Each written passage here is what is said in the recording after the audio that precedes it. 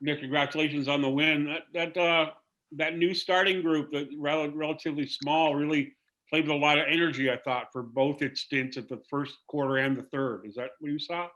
Yeah, I think, Doug, exactly what we talked about prior to the game is getting the schemes and coverages executed at the start and setting the tone and kind of setting the example, for the rest of the guys. And that probably more than anything, was what happened, and again, like, I tell the guys, like, I'm not sure the schemes are always going to be right or the coverages or the matchups or whatever, but if we're not at least trying them, we don't know, right? If we aren't getting them done, we don't know. But they went out there and they got them done the way we wanted. Give Milwaukee some credit. They did hurt us on some of the schemes by shooting the three ball really well and getting it out of some of that stuff. But I think it doesn't matter, Doug. What matters is we were executing the stuff the way we talked about doing it, and I think that sets the mindset right for the game, and then you can start making changes from there. You could really sense that Fred's ability to get you guys organized at both ends is sort of vital. I thought tonight he was tremendous, just getting people in the right places and the right things going. Is that right? Yeah, it is. I think I'm smiling because we executed a whole bunch of kind of set plays and things at the end of the game.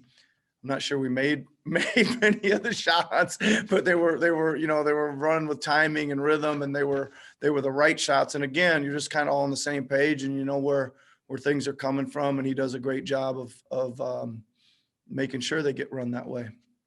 Just a quick, you got anything on Kyle real fast after the game? Yeah, just a sore ankle, Doug. I think he hit it a couple times, once in the first half, and then once in the second. And they're going to they're going to evaluate it thoroughly here tonight, and we should know more tomorrow.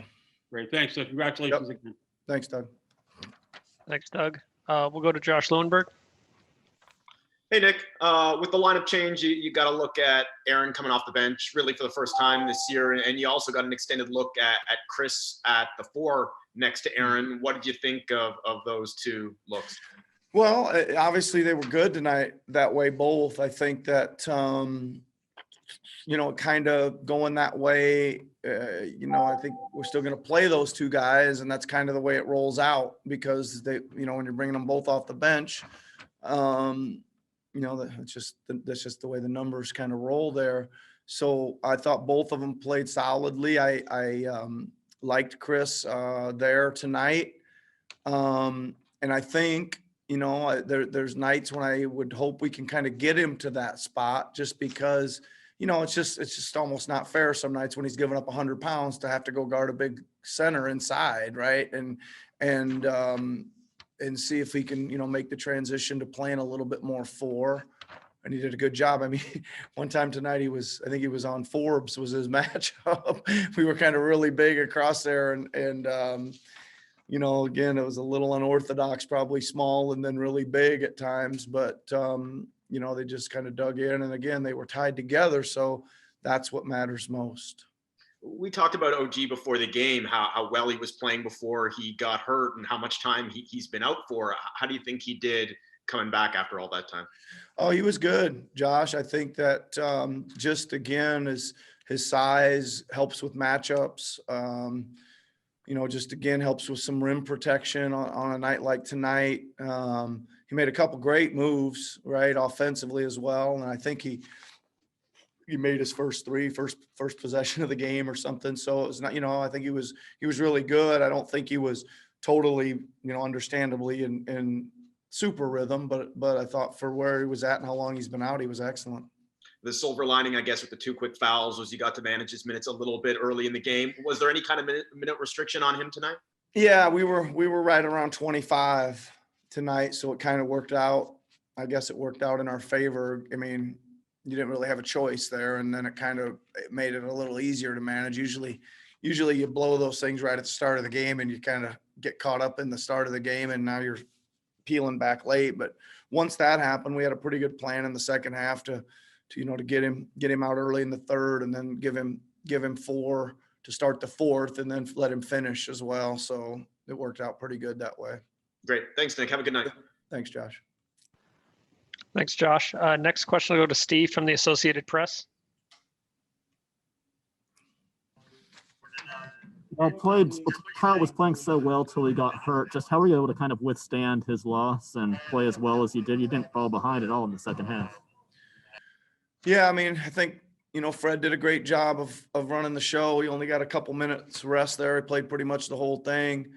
I think we got, enough contributions kind of across the board from Bembry. Matt Thomas came in and kind of held the fort down there. Obviously with Boucher and Baines both chipping in. I think that was it. We just kind of across the board, everybody just played solidly with Fred running the show. Next question goes to Mike Ganter. Thanks, Steve. Hey, Nick. Wanted to ask you about the starting small like that. I mean, you mentioned the big risk is the rebounding, or the first risk is rebounding. You win the rebounding battle tonight.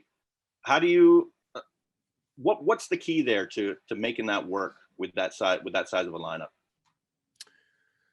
Well, good old fashioned blocking out, Mike, is probably the key. And you got to fight sometimes when you're undersized. You got to fight a little harder, and you just can't have those lapses where you think, well, I think I'll just go get the ball, before making contact. And I think that's probably the case. And we were pretty organized too defensively. We weren't flying around a ton. There was some in the first half where we were doubling Giannis, and he kind of broke through and made really fast passes out that you're just not going to get to the shooter on those, and got us probably distorted. But we just did a good job of blocking out, I think. Is the onus on any one more so in terms of rebounding in that five? Well, I think that, I mean, the way they kind of do it, you would think it's Lopez is the problem, right? But he's always on the perimeter, and they kind of send him back to get early rim protection and transition, which is why they're so good at it. But their guards are super fast and athletic, and they're the ones, and they're usually creating the havoc. So it becomes a making sure your guards are kind of meeting that force, because usually they're coming over to help on Giannis or something, and ball gets kicked out, and those guys are on a dead run, and you gotta kind of go meet them on the way in, and that's usually who's got probably the biggest challenge against these guys anyway. Got it. All right, thanks, Nick. Yep. We'll go to Aaron Rose next. Hey, Nick. Hey, Aaron. You guys haven't probably had a win like this season. Did it feel like a big win for you guys? Well, it felt like we needed to play well, Aaron, right? Bounce back from not playing very well. Two losses in a row where I don't know, we didn't just play up to our capabilities. I didn't think against Minnesota, not taking nothing away from them because they did play great. So we needed to play well, and it was needed to play that well and get yourself set up. We needed to finish it off. We often see Kyle with some of these bench unit lineups. He's sort of leading the way. If he has to miss time as he did tonight, Fred seemed to do a lot of the heavy lifting in some of those lineups. What did you think of him with more of the bench guy units? Well, he was good, right? I think we did a lot of probably earlier subbing tonight because we were trying to, when you're missing a primary ball handler, you want to kind of, if you get to a point, you want to keep a couple of your secondary ball handlers out there always, right? So we were kind of using, we took Norm out early and put Bembry in, took Pascal out early because Bembry's a pretty decent handler, and then we, when Fred came out, we brought Norm and Pascal back because they're both also, secondary ball handlers for us. We were trying to manage that part of it. But again, Fred was really good tonight. He handled it great. Whoever was out there, he got us organized, and we really got good shots. Thanks. Mm-hmm. Thanks, Aaron. We've got two more for you, Coach. We'll go to William Liu first. Hey, Coach. You guys held Chris Middleton to 4 of 8 shooting for 11 points with 5 turnovers. Who do you give the credit to there? Well, it's a good team effort. William. I mean, there's things that we're trying to do to him, and it takes the whole group to execute them, right? But I thought again, I can't really picture in my head who was doing like some really good work, but I just remember a lot of guys busting through things that he was coming off of, either pin downs or dribble handoffs. Just we were there, and we were physical, and we were into his body, and we only let him shake free a couple times, I thought. And everything else was pretty much under duress. So a lot of help from a lot of guys, but I think it started, with whoever ended up on him really, kind of had high alert tonight and did a good job on him. He's been playing great too. So it was a good team defensive effort on him. Definitely very impressive. And I think maybe Steve touched on it earlier, but I think the record now this season without Kyle Lowry, missing due to very small injuries, is like 4-0, 5-0.